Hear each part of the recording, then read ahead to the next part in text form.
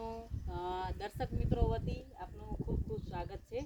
અને આજે અહીં અમે નારિયેળના પાકની ડિટેલ જાણકારી મેળવવા માટે આવ્યા છીએ. તો આપના માધ્યમથી દર્શક મિત્રોને નારિયેળની ઝીણી ઝીણી માહિતી, જેથી કરીને ખેડૂત મિત્રો પોતાની જાતે નારિયેળ વાવવા હોય તો એક વિડીયો જોઈને પણ પોતાની ફાર્મ ઉપર નારિયેળનું પ્લાન્ટેશન કરી શકે એ મુજબની હું તમને થોડાક પ્રશ્નો કરીશ, જે પ્રશ્નોના જવાબમાં આપ માહિતી ખેડૂત મિત્રોને આપશો. તો પહેલો તો નારિયેળના પાકની વાવણી માટે રોપાઓ કયા રોપા લેવા જોઈએ? નારિયેળમાં મેન 3 થી 4 પ્રકારની વેરાયટી છે. પોના, ક્રોસ પોના, લોટણ જે બધું આવે છે અત્યારે, અને અત્યારે સૌથી વધારે વેરાયટી ચાલે છે ડીટી, જે આપણે ક્રોસ વેરાયટી છે, જેનું ઉત્પાદન જે બીજી વેરાયટી કરતાં જલ્દી આવે છે. એટલે જે અત્યારે મેં વાવેતર કરેલું છે એ ડીટીનું કરેલું છે. ઓકે, તો તમે નારિયેળનું વાવેતર કર્યાથી પહેલાં જાણકારી એકઠી કરીને વાવેતર કર્યું છે કે કોઈ કે તમને કીધું છે કે નારિયેળ હોવા એટલે વાવે? અત્યારના સમયમાં જે અત્યારે કચ્છના વાતાવરણમાં એવું હતું કે પહેલાં આંબા થતા બહુ સારા કચ્છમાં. અત્યારે વાતાવરણ થોડુંક ચેન્જ થવાને કારણે આંબામાં ઇફેક્ટ પડી, એટલે થોડુંક કંઈક વિચાર્યું કે કંઈક નવું લઈ આવીએ. તો એના માટે 6-8 મહિના કંઈક સર્ચ કર્યું કે કયો પાક કરવો, કયો કરવો કે જેની અંદર આપણે સન્ડે ફાર્મિંગ કહી શકીએ. તો એમાં સર્ચ કરવામાં એક નારિયેળ એવું લાગ્યું કે જે કચ્છના વાતાવરણમાં થશે. તો એનું 6 થી 12 મહિના સર્ચ કર્યા પછી આપણે નારિયેળનું વાવેતર કર્યું છે કે આપણે શું વસ્તુમાં ચેન્જ કરી શકીએ કે કયો પાક આપણે લગાવી શકીએ. એના માટે 6 થી 12 મહિનાનો સમય આપ્યો છે અને સારી વેરાયટી શોધવામાં સમય આપ્યો છે. ઓકે, તમે નારિયેળના પાક ઉપર શું કામ પસંદગી ઉતારી? કોઈ બીજા પાક નહીં ને નારિયેળનો જ પાક શું કામ?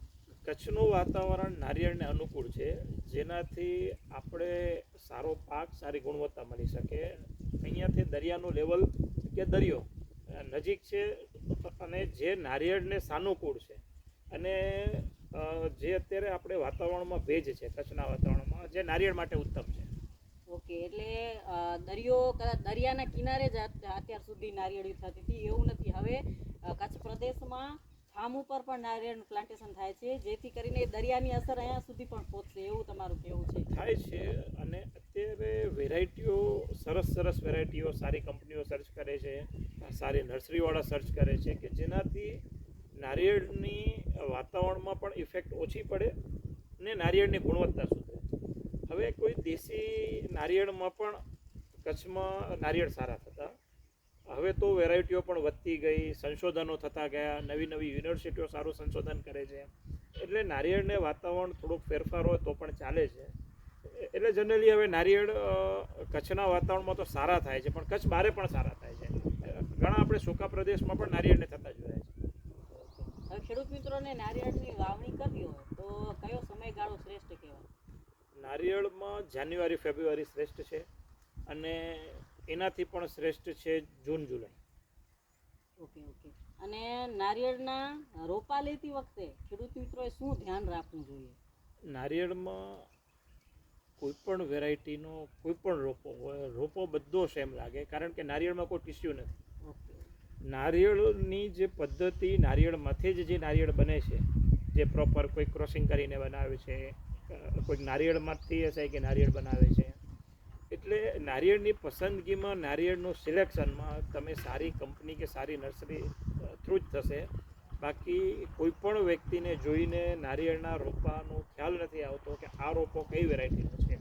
ઓકે. એટલે ખાસ કંપની અથવા આપણે નર્સરીઓથી જ સમજી લો કે કરવી પડશે કે કઈ નર્સરી સારી છે અને એ આપણે પ્રોપર જે આપણે રોપો જોઈએ આપે છે કે નથી આપતી. ઓકે. એટલે ગમે ત્યાંથી નારિયેળનો રોપો લઈને ના, ગમે ત્યાંથી તો કોઈ દિવસ નહીં લેવાનો. 2 વર્ષ 3 વર્ષ લેટ વાવવાનું, પણ સારી નર્સરી કે સારી કંપનીમાંથી જ રોપા લો અને સારી ગુણવત્તાનો રોપા લો. કેમ કે અમુક ખેડૂત મિત્રોને મળ્યા પછી ભાવમાં બહુ મોટું વેરિએશન આવ્યું. એ લોકોનું કહેવું એવું છે કે નારિયેળના રોપા અહીંયા તો 100-150 રૂપિયામાં મળે છે, તમે 600-650 સુધી જાઓ છો, તો એ વેરિએશન વચ્ચેનું કંઈક કારણ તો હશે જ ને? નારિયેળમાં અત્યારે શું છે કે જેમ કે દેશી ઘણા લોકો અત્યારે શું નારિયેળમાંથી નારિયેળ બનાવે છે કે જે શું છે કે 2 મહિનાની 3 મહિનાની પ્રોસેસ છે. પછી ઘણી વસ્તુમાં હજી પણ તમને સારી વસ્તુ આવે તો જે 300 થી 400નો રોપો મળે છે, જેની પ્રોસેસ હજી થોડીક લાંબી છે. પછી જે અત્યારે ડી અને ડીટી એની પ્રોસેસ 15 મહિનાથી 20 મહિનાની પ્રોસેસ છે. તો રોપાની ગુણવત્તા મુજબ રોપાનો ભાવ હોય છે, પણ ખેડૂત મિત્રોને ખાસ ધ્યાન રાખવું પડશે એની અંદર કે રોપા ગુણવત્તાવાળા વાવો, લેટ વાવો એ ચાલશે. એક વખત ચકાસણી કરો. તમને જે પણ કંપની રોપો આપતી હોય, જે પણ તમને નર્સરી રોપો આવતી હોય, ત્યાં રૂબરૂ મુલાકાત કરો, રૂબરૂ ચેક કરો કઈ રીતના કઈ પદ્ધતિથી બનાવે છે, એના પછી એનું વાવેતર કરો. અચ્છા, કેમ કે કપાસ મગફળી વાવ્યા પછી કદાચ ફેલ જાય પાક તો 6 થી 8 મહિનાનો પાક હોય એટલે, પણ આ તો બહુ લાંબો પાક છે, ફેલ જાય તો બહુ મોટું નુકસાન આવી શકે. કારણ કે નારિયેળીમાં સૌથી વધારે મેઇન નુકસાન એ છે, તમે આજે વાવી નાખ્યો, તમને 4 વર્ષ પછી ખબર પડી કે આ રોપો મારો આ વેરાયટીનો નથી, અથવા કે તમે 1 એકરમાં 70 રોપા વાવ્યા, 50% આ છે, 50% આ છે, એટલે ચેન્જીસમાં ક્યારેક તમને એના પ્રોપર ભાવ નથી મળતા. ઘણી વખત ફ્લાવરિંગ નથી આવતો, કારણ કે બધી સિસ્ટમમાં કોઈક 5 વર્ષે ફ્લાવરિંગ આપે, કોઈક 4 વર્ષે આપે, કોઈક 6 વર્ષે પણ આપે છે. તો રોપાની વેરાયટી મુજબનું હોય છે. તો ખેડૂતોએ ખાસ ધ્યાન એ રાખવું કે પાછળ પસ્તાવું ન પડે. એના કરતાં પહેલાં તમે 12 મહિના 1.5 વર્ષ તમે કાઢો, કારણ કે નારિયેળની ખેતી સ્ટાર્ટિંગમાં મોંઘી છે, પછી સસ્તી છે, પણ સ્ટાર્ટિંગમાં મોંઘી છે. કારણ કે નારિયેળનું 1 એકરમાં તમને વાવેતર કરવું હોય તો ઓછામાં ઓછો 60,000 થી 70,000 રૂપિયાનો ખર્ચ છે. ઓકે, એટલે પહેલો ખર્ચ કરી નાખવાથી આગળ પછી ભવિષ્યમાં નારિયેળ બહુ સારું ઉત્પાદન આપે. હા, સારું ઉત્પાદન આપશે. કારણ કે આજે રોપો 100 રૂપિયાથી કરીને 1200 રૂપિયા સુધીનો રોપો મળે છે.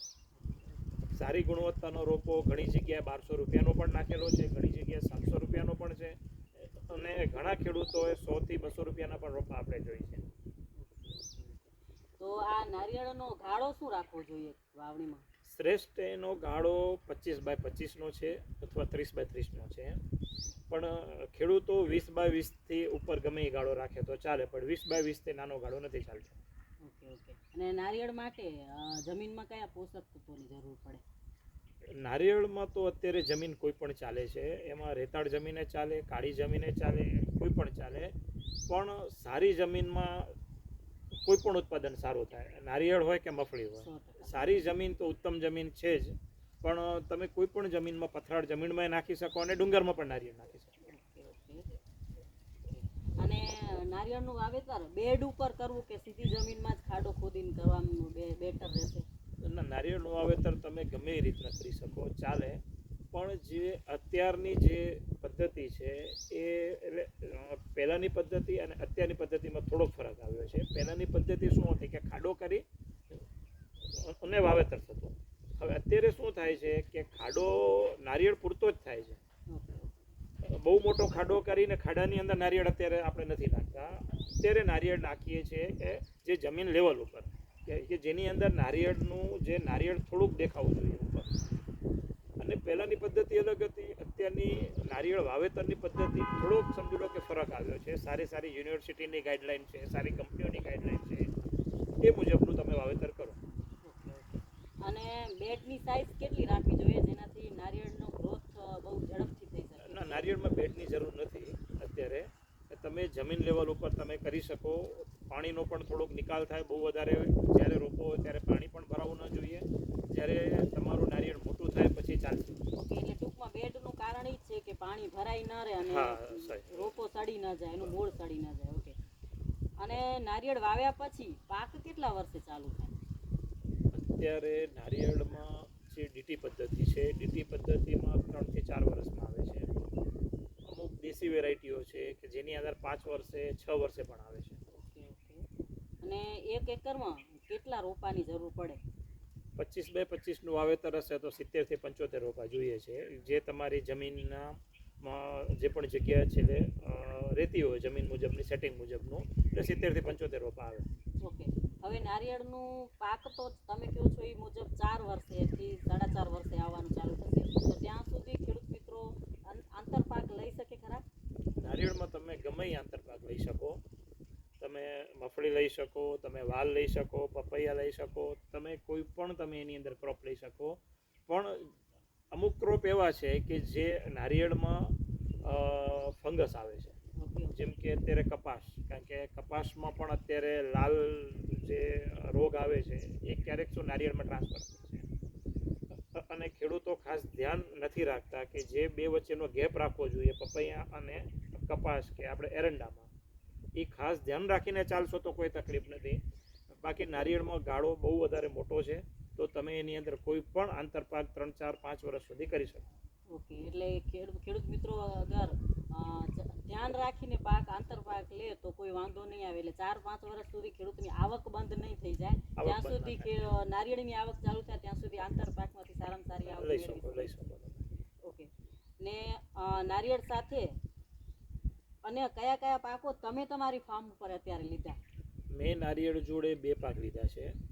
મેં પપૈયા પણ વાવ્યા અને ગલગોટા પણ વાવ્યા છે. તો સ્ટાર્ટિંગમાં જ્યારે નારિયેળ વાવ્યા એના 1 મહિના પછી પપૈયા અને ગલગોટાનું વાવેતર મેં જોડે કર્યું હતું. ઓકે, એની અંદર 100 દિવસ મેં ગલગોટાનું ઉત્પાદન લીધું, આપણે હજારીના ફૂલનું, અને પછી આપણે 1.5 થી પોણા 2 વર્ષ થયા છે મને. અત્યારે પપૈયા ઊભા છે અને પપૈયાનું પણ ઉત્પાદન ચાલુ છે. ઓકે ઓકે, એટલે કે થોડાક જ સમયગાળામાં 2-3 મહિના માટે નાનો પાક લેવો હોય તો ગલગોટાનું બહુ સારું થાય, અને પછી 3-4 વર્ષ સુધી પપૈયાનો પાક લઈ શકો. જ્યાં સુધી નારિયેળ ચાલુ ન થાય ત્યાં સુધી તમે આંતરપાક તરીકે પપૈયાની સારી આવક મેળવી શકો. હા, તમે કરી શકો. અને વચ્ચે એક તમે તુવેરનો પાક લો તો પણ સારો છે એની અંદર, એ પણ ઉત્તમ છે. ઓકે ઓકે, અને નારિયેળનું વેચાણ અત્યારે માર્કેટમાં પીસ ઉપર કેટલા રૂપિયા ઉપર જઈ શકે એમ છે? અત્યારે જે આપણે સૌરાષ્ટ્ર બેલ્ટ ઉપર જઈએ, વેરાવળ, સૌરાષ્ટ્ર જે છે ત્યાં 30 થી 35-36 રૂપિયા સુધીનું અત્યારે પર પીસે સેલ થાય છે, વેચાણ થાય છે. કચ્છની અંદર 25 થી 30ની વચ્ચે સેલ થાય છે, કારણ કે કચ્છમાં અત્યારે ઉત્પાદન ઓછું છે એટલે થોડીક વેપારી ભાઈઓને પણ તકલીફ પડે છે કે જે એમની ગાડી પૂરી નથી થતી કે કોસ્ટિંગ એમનું ત્યાં વધે છે.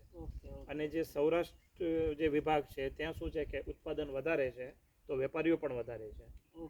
તો કચ્છની અંદર 25 થી 30 રૂપિયામાં અત્યારે ઘણી કંપનીઓ કોન્ટ્રાક્ટ કરે છે કે જે સારી ગુણવત્તાનું નારિયેળ હોય, પણ તમારા ખેતરની અંદર કે તમારા વાડીની અંદર 2 એકરમાં તમારું 5 પ્રકારનું વાવેતર હશે તો એની અંદર વેપારીને તકલીફ પડે છે, એટલે વેપારી સારા રેટ નથી આપતા. એટલે તમે કોઈ પણ વાવેતર કરો તો પ્રોપર એક વેરાયટીનું કરો. ઓકે ઓકે, એ બહુ સારી એક વાત છે જાણવા જેવી કે એક જ વેરાયટીનું વાવેતર કરવાથી વેપારીને પણ સારું પડે અને ખેડૂત મિત્રોને વેચીને પણ સારા એવા ભાવ મેળવી શકે. ઓકે, અને નારિયેળ કાચું જ વેચો એના સિવાય અને કોઈ પ્રોડક્ટ એમાંથી બને ખરી કે બનાવીને વેચી શકો કે તમારે કાચામાં જ સારી એવી? નારિયેળમાં જનરલી 2 વેરાયટી છે, મેન 2 વેરાયટી છે. એક આવે છે પીળું નારિયેળ, એક આવે છે લીલું નારિયેળ. પીળું નારિયેળમાં તમારા મીઠાશ સારી હોય છે પણ એની અંદર ટોપરું નથી થતું. એ ખાલી પીવા લાયક હોય છે. હા, જે ગોલ્ડન વેરાયટી છે એની અંદર ટોપરું નથી થતું. અને જે ગ્રીન વેરાયટી છે, ગ્રીન વેરાયટી મલ્ટીપર્પઝ યુઝમાં થાય છે, જેની અંદર ટોપરું તમારું બને, જે તમારું પીવામાં પણ જાય. એટલે ખેડૂત મિત્રોને પેલું સિલેક્શન કરવું પડશે કે મારે ગોલ્ડન વેરાયટી વાવી છે કે મારે ગ્રીન વેરાયટી વાવી છે. ખેડૂત મિત્રો જો વેચી શકતા હોય પ્રોપર તો ગોલ્ડન વેરાયટી ગ્રીન કરતાં 2 થી 4 રૂપિયા પ્લસ જશે ભાવમાં, અને તમે ગ્રીન વેરાયટી કરશો તો એ તમારો મલ્ટીપર્પઝ યુઝમાં જશે કે ક્યારેક તમારું નારિયેળ, ક્યારેક લેબરની તકલીફ છે અને ક્યારેક એવું છે ઠંડીનું પ્રમાણ વધારે છે, શિયાળો છે તો તમને 2 મહિના 3 મહિના ઝાડ ઉપર રહેશે તો કોઈ તકલીફ નહીં પડે એની અંદર ગ્રીનમાં. એટલે ખેડૂતોએ પોતાના સેલ મુજબ, પોતાની આવડત મુજબ વાવેતર કરે. ઓકે ઓકે, ને એક એકરમાં ખર્ચ કેટલો થાય? વાવેતરનો ખર્ચ કેટલો થાય? પેલો વાવેતરનો આપણે 60 થી 70 હજારનો ખર્ચ છે કે તમે સારી વેરાયટી વાવશો તો 60 થી 70 હજાર રૂપિયાનો ખર્ચ થશે, અને તમે નોર્મલ વેરાયટી કરશો તો પણ તમારું 30 થી 40 હજારનો તો ખર્ચો છે જ. ઓકે ઓકે, અને ઉત્પાદન એક ઝાડમાંથી કેટલું લઈ શકાય? અત્યારે 100 નારિયેળ જે દેશી વેરાયટીઓ, અમુક જે આપણે જે બોના વેરાયટી છે એની અંદર 150-200 નંગ લાગે છે. ઘણી જગ્યાએ ડીટી વેરાયટીમાં 300, 350, 400 નંગ પણ લાગે છે. એટલે વેરાયટી મુજબનું તમારું ઉત્પાદન છે કે તમે કઈ વેરાયટી વાવી છે અને તમારી ટ્રીટમેન્ટ કેવી છે. અને ખેતીને બિઝનેસ બનાવવા એના વિશે આપની શું રાય છે? તમે નારિયેળને તો ચોક્કસ બિઝનેસ બનાવી શકો, કારણ કે નારિયેળ એક સન્ડે ફાર્મિંગમાં એક આવી જાય કે તમે બિઝનેસ જોડે નારિયેળની ખેતી કરી શકો. કે આની અંદર આમ શું છે કે બહુ વધારે માવજતની જરૂર નથી, પણ ટ્રીટમેન્ટ તો જોઈશે જ. કોઈ પણ પાક હોય એને સ્પ્રેની અને ખાતરની જરૂર પડે, નારિયેળ હોય, આંબો હોય કે મગફળી હોય. અત્યારના જમાનામાં ટ્રીટમેન્ટ અને સ્પ્રે વગર કોઈ પણ ખેતી થતી નથી. એટલે તમે નારિયેળને મલ્ટિપલ યુઝમાં તમે પોતાની રીતને પણ તમે એનું સમજો ટોપરું બનાવીને સેલ કરી શકો, તમે નારિયેળ પણ તમે એનું વેચી શકો, તેલ કઢાવીને પણ તમે એની પ્રોસેસ કરી શકો. એટલે નારિયેળની વસ્તુ શું છે કે એક પણ વસ્તુ ફેલ નથી જતી, એનું ફળાથી કરીને નારિયેળની છાલ સુધી તમે બધું તમે સમજો વેચી શકો છો. તો નારિયેળની એમાં પણ રોગ જીવાત આવે છે, તમારે કેવું સ્પ્રે મારો છે એનો મતલબ કે રોગ જીવાત એમાં કેવો રોગ જીવાત આવી શકે? નારિયેળમાં સૌથી વધારે રોગ જીવાતમાં થોડીક કથેરી નું પ્રમાણ થોડુંક હોય છે, અને એક બ્લેક કલરનો જીવડો આવે છે કે જે નારિયેળના પાનને ખાય છે. તો એ બેઝમાં જઈને ક્યારેક નારિયેળને સૂકવે છે. તો દર 15 દિવસે એની નારિયેળની ટ્રીટમેન્ટ કરવાની હોય છે, કે જે તમે ટ્રીટમેન્ટ પ્રોપર કરો તો તમને કોઈ તકલીફ નથી પડતી. બાકી રોગ જીવાત તો તમને નારિયેળમાં પણ આવશે, તમને નારિયેળમાં પણ સ્પ્રે કરવો પડશે. અને જો ખેડૂત મિત્રો ખાલી એમ સમજીને વાવેતર કરી નાખશે કે નાખી દીધું અને થઈ જશે, તો એ વસ્તુ નારિયેળમાં પોસિબલ નથી. નારિયેળમાં પણ તમને ટ્રીટમેન્ટ કરવી પડશે. અને નારિયેળના ફ્લાવરિંગ ઉપર જેમ અત્યારે આંબાના ફ્લાવરિંગ ઉપર માવઠાની અસર બહુ ઘેરી પડી છે, ઝાકળની અસર બહુ ઘેરી પડે છે, એ રીતે નારિયેળના ફ્લાવરિંગ ઉપર કયું વાતાવરણ અસર કરે છે? એક નારિયેળને ઠંડીમાં થોડુંક ફ્લાવરિંગ ઓછું આવે છે. બાકી એક નારિયેળ એવું છે કે જે 365 દિવસનો પાક છે, કે તમને 365 દિવસ જનરલી ફ્લાવરિંગ આપશે. એટલે એક નારિયેળને કલ્પવૃક્ષ કહેવાય છે અત્યારે. એટલે આંબો તમને 12 મહિનામાં એક જ વખત ફ્લાવરિંગ આપશે, પણ નારિયેળ તમને દરરોજ ફ્લાવરિંગ આપશે. એટલે નારિયેળના પાકમાં રિસ્ક ફેક્ટર બહુ ઓછું થઈ જાય છે. હા, બહુ ઓછું છે. જોકે અત્યારે વાતાવરણ થોડુંક ડિસ્ટર્બન્સના કારણે છેલ્લા 12 મહિના 2 વર્ષથી સંભળાય છે કે કોઈક જગ્યાએ વધારે ટ્રોપિંગ થયું છે, કે કોઈક જગ્યાએ નારિયેળમાં તકલીફ છે.